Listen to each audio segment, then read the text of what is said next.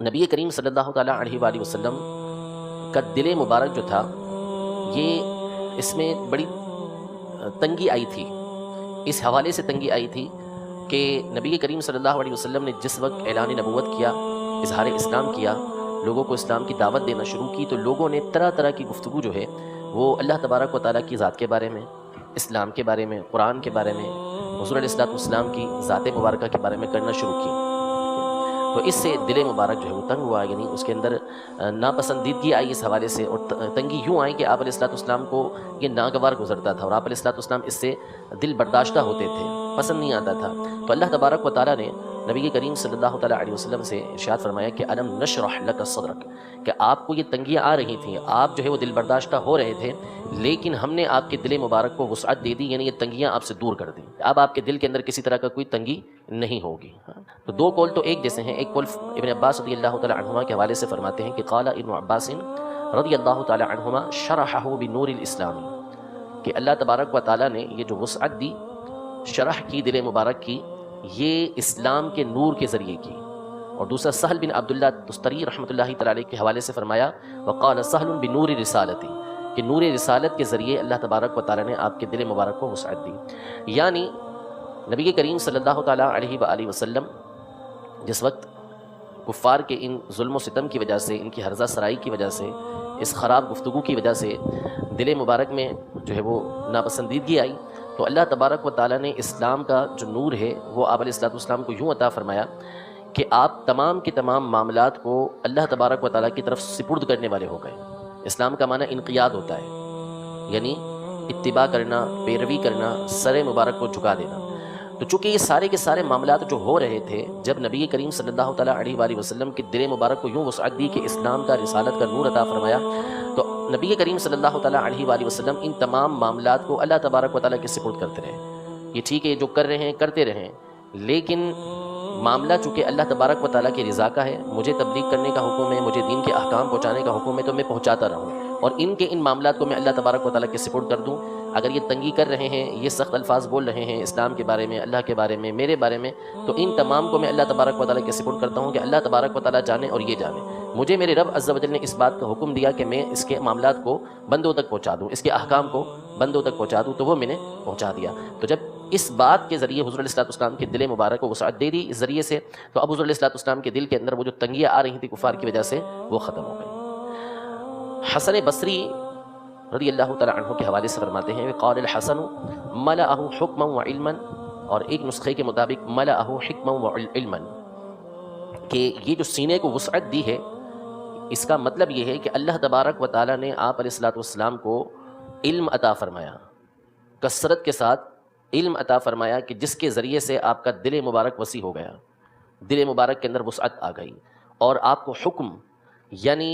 علم کے ذریعے حکم کرنے کی طاقت عطا فرمائی، فیصلہ کرنے کی قوت عطا فرمائی، کہ آپ علیہ الصلوۃ والسلام اللہ تبارک و تعالیٰ کے جو فرامین ہیں، اللہ تبارک و تعالیٰ کا جو حکم ہے اس کے مطابق حکم کرنے والے ہوئے. اور حکم اگر لیتے ہیں تو اس کا مطلب ہوا کہ اللہ تبارک و تعالیٰ نے آپ علیہ الصلوۃ والسلام کو حکمت عطا فرمائی، دانائی عطا فرمائی، ایسی باتیں عطا فرمائی کہ جو جوامع الکلم میں سے تھیں، مختصر الفاظ ہوتے تھے لیکن اس کے اندر وسیع باتیں ہوا کرتی تھیں، معنی بہت زیادہ ہوا کرتے تھے. اللہ تبارک و تعالیٰ نے نبی کریم صلی اللہ تعالیٰ علیہ وسلم کو حکمت و دانائی اور علم کی باتیں آپ علیہ الصلوۃ والسلام کے دل مبارک کے اندر ڈالیں، تو اس سے آپ علیہ الصلوۃ والسلام کا دل وسیع ہو گیا. ٹھیک ہے. مزید فرماتے ہیں وقیل معناہ الم یطہر قلبک حتی لا یقبل الوسواس، یعنی یہ بھی کہا گیا ہے الم نشرح لک صدرک کے معنی میں کہ کیا ہم نے آپ کے دل مبارک کو پاکیزہ نہ کر دیا حتیٰ کہ وہ کسی طرح کے بھی وسوسوں کو قبول نہیں کرتا. یعنی اس سے شق صدر کی طرف اشارہ ہے، شق صدر کی طرف. یعنی ایک معنی تو الم نشرح لک صدرک کا یہ تھا کہ مانوی اعتبار سے کہ آپ علیہ الصلوۃ والسلام کے دل مبارک کو اللہ تبارک و تعالیٰ نے وسعت عطا فرمائی، اس میں سینے کو چیرنے کی کوئی حاجت نہیں رہی، کاٹنے کی کوئی حاجت نہیں رہی، کہ اس میں مانوی اعتبار سے اللہ تبارک و تعالیٰ نے دانائی عطا فرما دی، نور اسلام عطا فرمایا، نور رسالت اللہ تبارک و تعالیٰ نے عطا فرمایا کہ جس کے ذریعے سے اس میں وسعت پیدا ہوتی چلی گئی. اور دوسرا معنی اس کا یہ شق صدر کی طرف اشارہ ہے کہ اللہ تبارک و تعالیٰ کے حکم سے فرشتوں نے آپ علیہ الصلوۃ والسلام کے سینہ مبارکہ کو چاک کیا. یہ 4 مرتبہ واقعہ پیش آیا کہ آپ علیہ الصلوۃ والسلام کے سینہ مبارکہ کو چاک کیا گیا. چھوٹی عمر میں بھی کیا گیا 3 سال کی عمر میں، پھر 10 سال کی عمر میں بھی کیا گیا، پھر وحی کے نزول کے وقت بھی کیا گیا، اور پھر جب معراج کو تشریف لے جا رہے تھے اس وقت بھی کیا گیا۔ ہر ایک کی حکمتیں الگ الگ تھیں۔ تو آپ علیہ الصلوۃ والسلام کے سینہ مبارکہ کو چاک کر کے اس میں حکمت و دانائی ڈالی گئی، نبوت کا بوجھ آپ علیہ الصلوۃ والسلام اٹھا سکیں ایسی قوت آپ کے دل کے اندر ڈالی گئی۔ تو جب یہ چیزیں آپ علیہ الصلوۃ والسلام کے دل مبارک کے اندر ڈال دی گئیں تو اب کسی طرح کا وسوسہ نبی کریم صلی اللہ علیہ وسلم قبول نہیں فرماتے تھے۔ یعنی لوگ طرح طرح کے وساوس، خاص طور پہ اس زمانے کے اندر جو یہودی تھے اہل کتاب میں سے، وہ طرح طرح کی باتیں جو ہے وہ قرآن کے بارے میں، اسلام کے بارے میں، اللہ تبارک و تعالیٰ کے بارے میں، پچھلے انبیاء کرام علیہ السلام کے بارے میں کیا کرتے تھے، لیکن نبی کریم صلی اللہ تعالیٰ علیہ وسلم کے دل مبارک کو اللہ تبارک و تعالیٰ نے اس قدر مضبوطی عطا فرمائی تھی، ایسا پاکیزہ بنا دیا تھا کہ آپ علیہ الصلوۃ والسلام کا دل مبارک ان کے کسی وسوسے کو قبول نہیں کرتا تھا۔ حالانکہ ان کے مکر ایسے تھے کہ لتزول منہ الجبال، کہ اس کے ذریعے سے یہ پہاڑوں کو ہلا دیں، ایسے مکر کرتے تھے، لیکن نبی کریم صلی اللہ علیہ وسلم کی اللہ نے حفاظت فرمائی اور کسی طرح کے وسوسوں کو آپ قبول نہیں کیا کرتے تھے۔ اور نبی کریم صلی اللہ علیہ وسلم کا تو معاملہ بہت اعلیٰ و عرفہ ہے، اللہ تبارک و تعالیٰ نے ایسی وسعت عطا فرمائی، ایسا پاکیزہ دل عطا فرمایا کہ وسوسے قبول کرنے کا کوئی تصور ہی نہیں ہے۔ بلکہ آپ علیہ الصلوۃ والسلام کی تربیت کی وجہ سے صحابہ کرام کی جماعت کسی طرح کے وسوسے کو قبول ہی نہیں کرتی تھی، یعنی ہر معاملے میں نبی کریم صلی اللہ علیہ وسلم نے جو فرما دیا آمنا صدقنا، ہم اس پر ایمان لائے اور ہم نے اس کی تصدیق کی، اسلمنا، ہم نے اپنے سر کو جھکا دیا اس کے سامنے، ٹھیک ہے نا۔ بلکہ جو شیطان وسوسے ڈالتا ہے، ہر ایک کے ساتھ شیطان ہوتا ہے کہ جو اس کو بری راہ کی طرف لے جانے کی کوشش کرتا ہے، لیکن نبی کریم صلی اللہ علیہ وسلم پر اللہ تبارک و تعالیٰ کا یہ احسان، خاص نعمت اللہ تبارک و تعالیٰ کی کہ نبی کریم صلی اللہ علیہ وسلم کے ساتھ جو تھا وہ ایمان لے کر آ گیا تھا۔ یہ حضور علیہ الصلوۃ والسلام کے خصائص میں سے ہے۔ تو یہ فرمایا کہ الم یطہر قلبک حتی لا یقبل الوسواس، اس میں اشارہ ہے شق صدر کی طرف کہ آپ علیہ الصلوۃ والسلام کے سینہ مبارکہ کو چاک کر کے آپ علیہ الصلوۃ والسلام کے دل مبارک کے اندر جو ہے وہ حکمت و دانائی کے تست ڈالے گئے کہ جس کے ذریعے سے ایسی مضبوطی دل اطہر کے اندر پیدا ہوئی کہ اب کسی طرح کے وسوسے کو حضور علیہ الصلوۃ والسلام قبول نہیں فرماتے تھے۔ پھر ارشاد فرمایا اگلی آیت کے اندر وَوَضَعْنَا عَنْكَ وِزْرَكَ الَّذِي أَنقَضَ ظَهْرَكَ، وضعنا کا مطلب ہم نے اتارا، ان کا آپ سے، وزرک آپ کا بوجھ، وزر مانے بوجھ، الذی وہ بوجھ کہ انقض ظہرک جس نے آپ علیہ الصلوۃ والسلام کی کمر مبارک کو دوہرا کیا ہوا تھا۔ انقضا کا مطلب ہوتا ہے کہ جب کسی پر اتنا بوجھ رکھا جائے کہ جس بوجھ کی وجہ سے اس کی کمر دوہری ہو جائے، جھک جائے، تو اس کو انقضا کہا جاتا ہے۔ تو وہ بوجھ ایسا تھا کہ جس نے آپ علیہ الصلوۃ والسلام کی کمر مبارک کو جھکایا ہوا تھا۔ اب یہ بوجھ ہے کیا، اس میں مختلف اقوال یہ آگے ذکر کر رہے ہیں، لیکن صحیح اس میں دو ہی قول ہیں، جو پسندیدہ قول ہیں وہ دو ہیں، اسی لیے قیلا قیلا کر کے آگے ذکر کر رہے ہیں، لیکن صحیح ہے کہ دو قول اس میں ہیں۔ نمبر ایک یہ کہ نبی کریم صلی اللہ تعالیٰ علیہ وآلہ وسلم کو اللہ تبارک و تعالیٰ نے رسالت،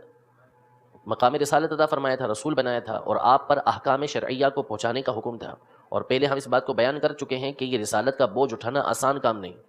وحی جو نازل ہوتی تھی اس وحی کا بوجھ کوئی ہلکا نہیں تھا، وہ ایسا بوجھ تھا کہ پہاڑ بھی ریزہ ریزہ ہو جائے۔ اسی طرح احکام الہیہ کو پہنچانا یہ کوئی آسان کام نہیں۔ حضور علیہ الصلوۃ والسلام کی رسالت یہ سارے جہان کو عام ہے،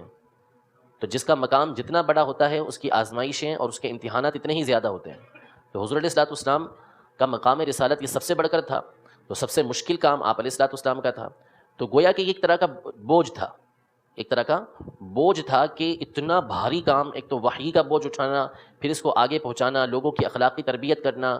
کفار سے مقابلے کرنا، دیگر معاملات، یہ نبی کریم صلی اللہ تعالیٰ علیہ وسلم کی زندگی کے حالات تھے۔ تو گویا کہ ایک طرح کا کیا تھا، بوجھ تھا، لیکن نبی کریم صلی اللہ تعالیٰ علیہ وسلم کو اللہ تبارک و تعالیٰ نے تبلیغ کی اعلیٰ صلاحیت عطا فرمائی تھی، جس کے ذریعے سے نبی کریم صلی اللہ علیہ وسلم نے تمام کے تمام احکام لوگوں تک پہنچا دیے۔ تو یہ احکام پہنچانے کے ذریعے نبی کریم صلی اللہ تعالیٰ علیہ وسلم کا بوجھ اللہ تبارک و تعالیٰ نے اتار دیا۔ تو وہ جو احکام تھے،